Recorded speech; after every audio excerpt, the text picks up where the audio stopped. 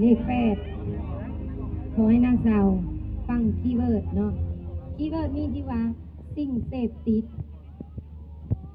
โดยสิ่งเสพติดเป็นสิ่งที่บุคคลเข้าไปยุ่งไกล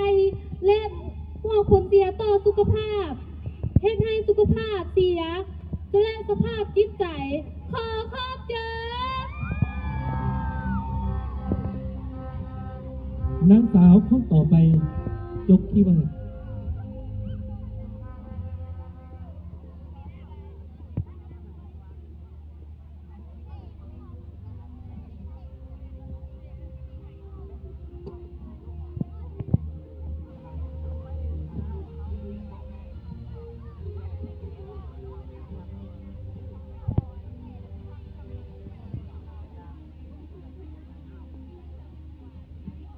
นางสาวหมายเลข9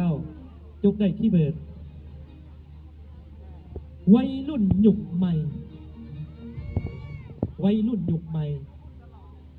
โดยในความคิดของน้องคิดว่าวัยรุ่นยุคใหม่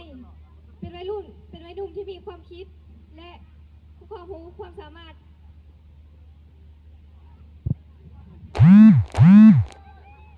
โดย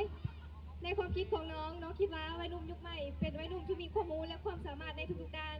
เพราะว่าคนในสังคมในปัจจุบันนี้ต้องการแต่คนที่มีความรู้และความสามารถเพื่อนำ